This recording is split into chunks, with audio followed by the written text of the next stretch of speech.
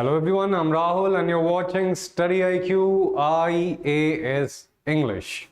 So why do intelligent people fail? Why do high IQ people fail more often, especially in this UPSC examination? We are going to discuss this today. Now this is a very interesting paradox. You all must have seen it across your schooling, college days, and even in this competitive examination preparation time, that whomsoever you think is going to qualify the examination, more often than not, that kind of intelligent person, that kind of whom you will be calling a high IQ person, fails to qualify the examination itself. Why does that happen? So, very warm welcome to each and every one of you, whomsoever is here. Please mark your attendance like it's our usual ritual. And before I begin, I'd want each and every one of you to participate, give your opinions, give your comments, give your experiences, whatever you would have come across in life. And it could also be that, and I'm talking about this thing, you might be one amongst them. So let's say, what do I mean by high IQ people? So IQ, traditionally, the average falls between 120 plus minus 10, let's say 100 and let me mark it 115 here to 120. Now, this is a IQ score which is given by various tests you can take. You can take online test or any kind of test just to know like where your IQ level is falling. Now, before going forward, after this session, you move towards finding your IQ level, let me give you a caveat, let me give you a conditions apply that these tests are not always reliable. But still, taking a normal definition of IQ, whomsoever we think like has a good grasping power, has analytical aptitude, can connect the dots, can read between the lines, can generate new ideas, for us, he has a decent IQ. Now, we are talking about this segment, those people who have very great analytical skills, those people who have very good command over reasoning, over analysis, over imagining things. Why do they fail? If anybody in this domain is failing, it's very much understood that somewhere, somehow they have been lacking in various aspects of UPSC preparation or whatever is required in life to succeed. But why intelligent people? So, the reasons.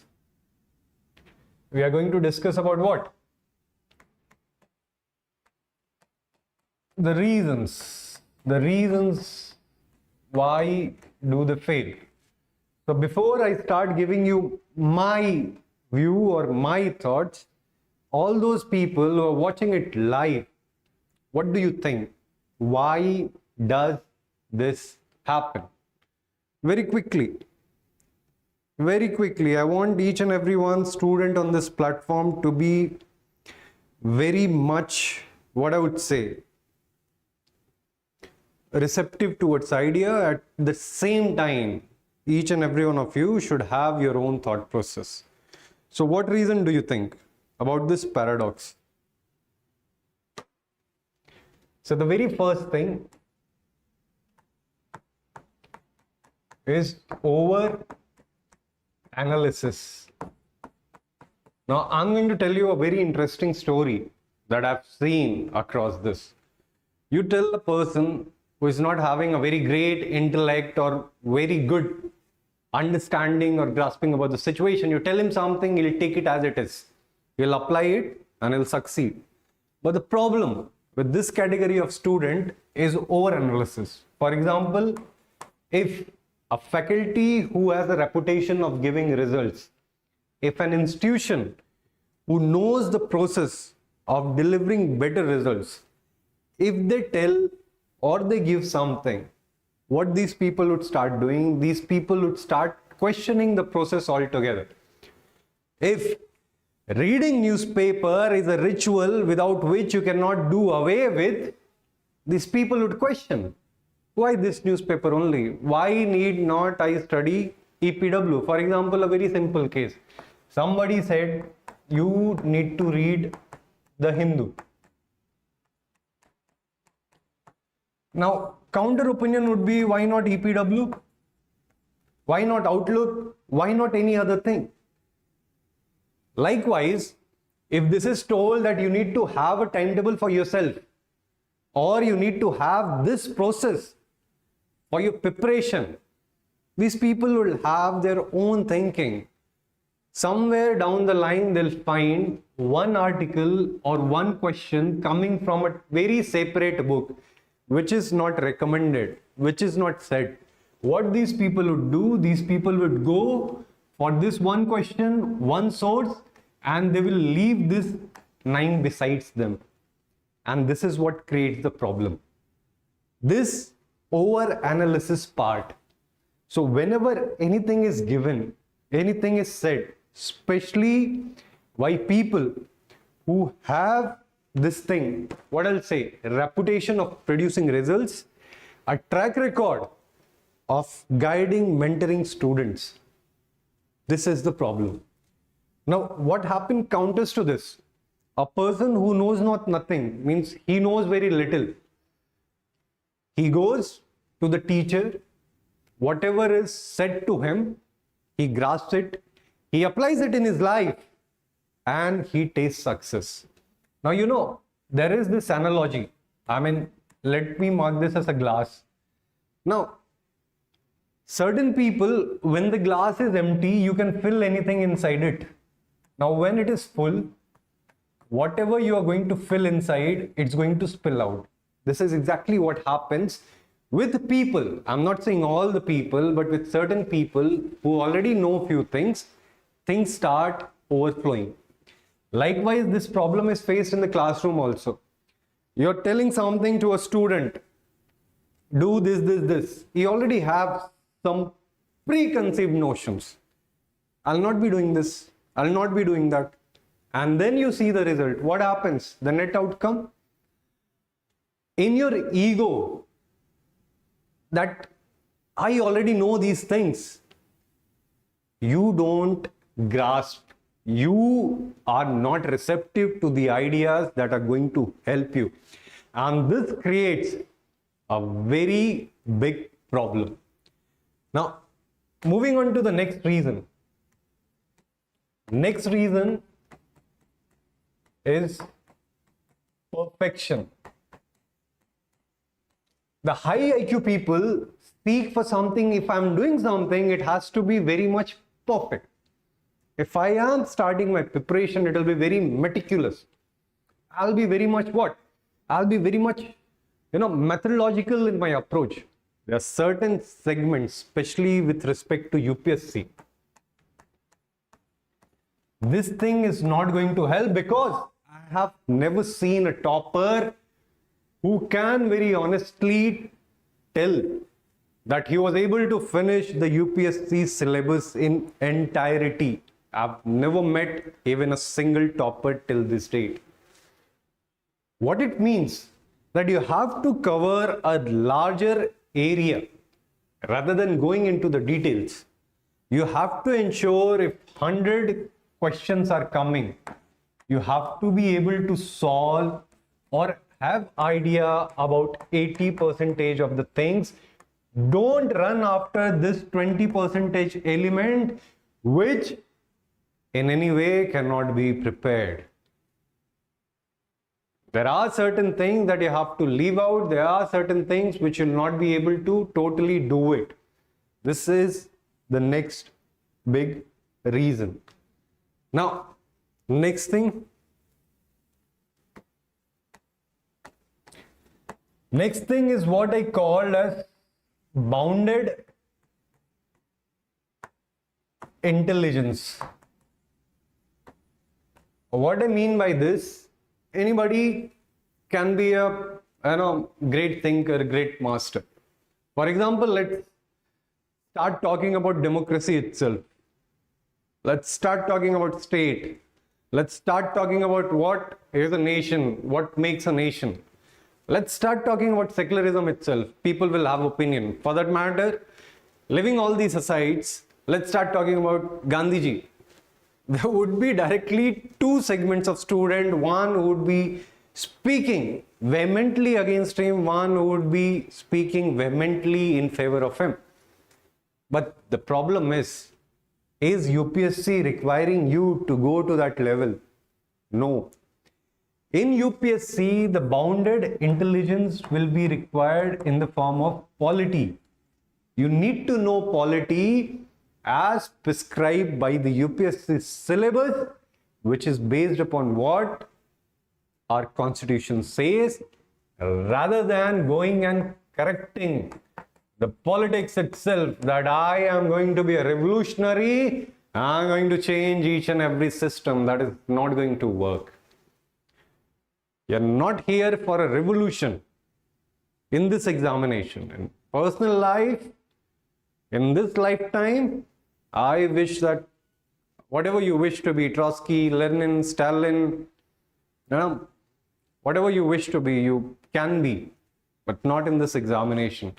Your rationality has to be bounded within the boundaries of UPSC. Whatever UPSC is demanding from you, you have to say, you have to write that much only. This is why it's very important to know your limits. Your limits starts from 0 and they are till UPSC only. Be an empty cup and fill only as much UPSC is demanding you for this examination. For other things, you are more than welcome to take the life that you want to take. Now, next thing, which point was this? This was the third point. Next point is